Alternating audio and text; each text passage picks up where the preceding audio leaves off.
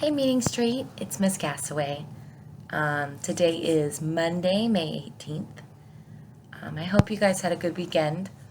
I had a great weekend. I went on a nice long run. I made some pasta, and yeah, it was a great weekend. So, a couple weeks ago, we spent pretty much a week on learning how to write and read rhythms. So, all of those notes that we learned about, whole notes, half notes, quarter notes, eighth notes, those really tell us when we play a note because rhythm is talking more about timing. Well, today we're going to be talking about our music staff and how to write what pitch the note is on our music staff. So first, I want to look just at our music staff. If you look here, I drew it. You have all of these lines. Oops. You have,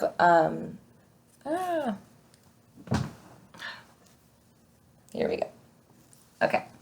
You have all of these lines, and your lines are going to be counted from bottom to top. So if I just count them, I have a 1, 2, 3, 4, and 5. You have 5 lines total. You'll also have a bar line. This is a double bar line, and it tells you that the song is over. This is called a treble clef. And that basically just tells you kind of what range of notes you're playing. So there are 2 types of notes on our staff. You're going to have a note that is either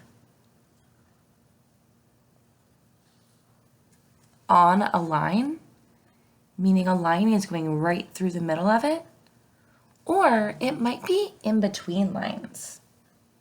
So we have our line, note, and then our space note. So, whenever I put a pitch on our music staff, the higher the pitch sounds, the higher up it's going to go. If it's a lower pitch, then it's going to be written at the bottom of the staff. So the way that you go, I'll just start kind of from bottom to top. You go from one to the other. So you're going to go line, space, line, space, line, space. So bear with me. Line, space, line, space, line, space, line, space. So if you look here, I started with a line here, and I'm not going to get into the details of why this one looks so different, but if you notice, it goes line, space, line. See the line going through it? Line, space, line, space, line, space, line, and space. So you alternate. Now, in music, the way we kind of define a pitch is we assign a letter to every note. Our musical alphabet is going to go from A to G. So you'll have A, B, C, D, E, F, G, and then you just start over. A, B, C, D, E, F, G. So, for example, this second note here is a D. So if I have a D here, the next note in the alphabet, A, B, C, D, the next note is going to be E, F, G, but then after G we start over. A, B, C, D, E. So you just go up in the alphabet. It's A through G all the time. So if you ever are trying to go in order and you write an F, that should be you should have a ding, ding, ding, like a little alarm in your head saying, nope, I need to start over. and I need to go back to A. Now, there are two different ways we can memorize which letter is which on our music staff. So on our music staff, let me draw my lines again. 1, 2, 3, 4, and 5. Okay. This one's not as nice and neat as the other one was, but that's okay. So we are going to divide our notes into line notes and space notes. So line notes, let's start from the bottom to the top. And this is going to go for the space notes too. You'll always start at the bottom and then go to the top whenever you're using this method to remember the note names. Okay, so bottom to top. So whenever we have line notes, if I just write them all out like that, there are 5 lines, so here are my 5 notes. We have a sentence that helps us remember which one is which. And here it is.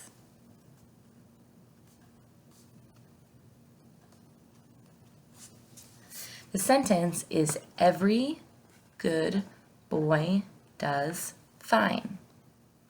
So if I have this bottom note here, it's going to be every, E, you put the letter of the first letter of each word. Every good, this one would be B, does fine. And so if you just sort of count up that way, then you're going to be successful in naming your note.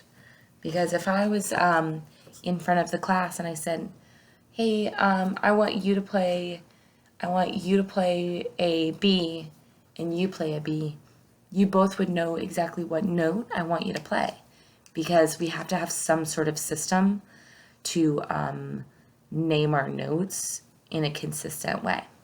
So this is a little smaller, but here, I'll draw the clef here, and then the double bar line.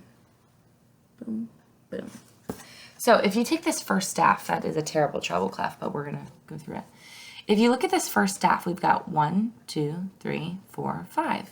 So if I just put a note on this, and I keep using every good boy does fine to name my notes starting from bottom to top, then you can find what note it is. So here I'm going to start at the bottom, and I'm going to say every good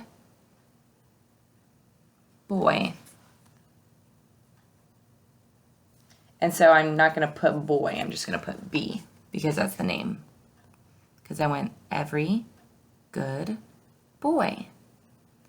Next, here's my next note, starting at the bottom again. Every good boy does fine. So we're going to put our F there. Fine. Here's this one. Every good. So that would be our G. Then we have every good boy does. And then the last is going to be every. So E. I think that's, yeah. So pretty simple. I think you can pretty much find or solve any sort of note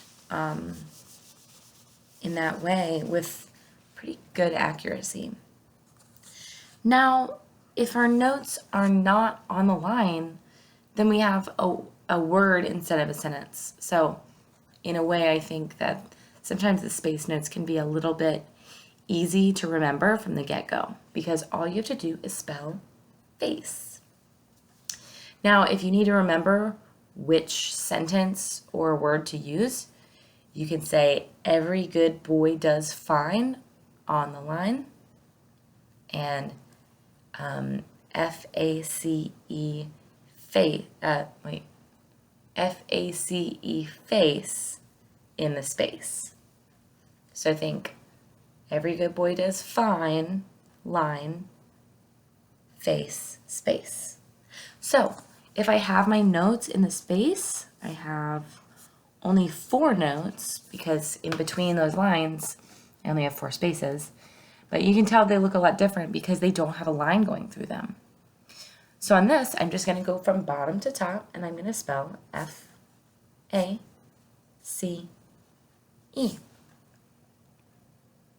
So if we use that same method that we used to solve the other ones, we are going to be able to name all of our notes on the treble clef. So let's look here. Now this one can be a little tricky when you're counting up. So when you think about the space, really think about that, that area in between the lines. Here we've got F, A, right? Because face is F-A-C-E. So we're going to have F and then an A. Here we're going to have F-A-C-E, face. And the last letter is the top. Now if we start at the bottom, it's going to be, what's the first letter in face? It's going to be F. And then last but not least, we have F-A-C. So let's try to do some random, kind of a random assortment of notes. So first, you have to decide if it's a line or a space. Then you have to decide if you're using every good boy does fine or face to solve the note name. And then you solve it using that method. Are you ready? So we'll do one here, here, and here. Okay. So here's our first note. And I want you to answer out loud if you can. Here's your first note. Is that a line note or a space note? There's a line going through it, so it's a line note. You see the line? So then, if it's a line, are we going to use every good boy does fine or face? We're going to be using every good boy does fine because it rhymes with line, right? Line, fine. So if we do that, we start at the bottom line. We have every good. So since it's good, what's our letter? It is a G. Then we have, is this a line note or a space note? Think about is there going a line right through the center of it? There's not, so it's in the space. So if it's in the space, we're not going to use every good boy does fine. Space, we use face. So now I'm going to spell the word face by starting at the bottom and going up. I'm going to go F-A-C.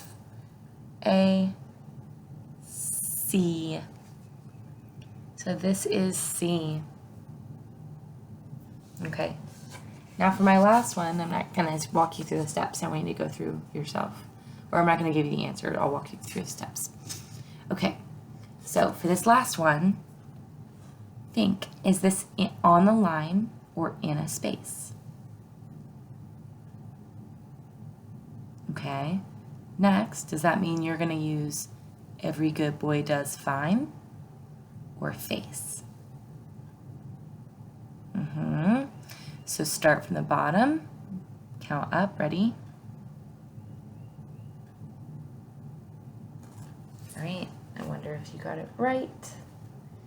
If you got A, you were correct. I hope you guys were able to solve that one. So, once you become really familiar with reading these notes, you're probably not gonna use that method anymore. You'll get to a point where you can just look and see a note is on the second line and you're like, oh, that's a G. Or, you'll see exactly where it's positioned on our music staff, and you won't necessarily need to use that method. But for right now, that is an awesome method and a good tool for you to have, so you can figure out note names. Those notes or those names are going to be the same on a recorder, a piano, drums, well, if it's a pitched percussion instrument. So yeah, it's a really useful thing to know. I'm going to have some more practice for you guys the rest of the week, and I hope you have a happy Monday. I'll see you guys tomorrow.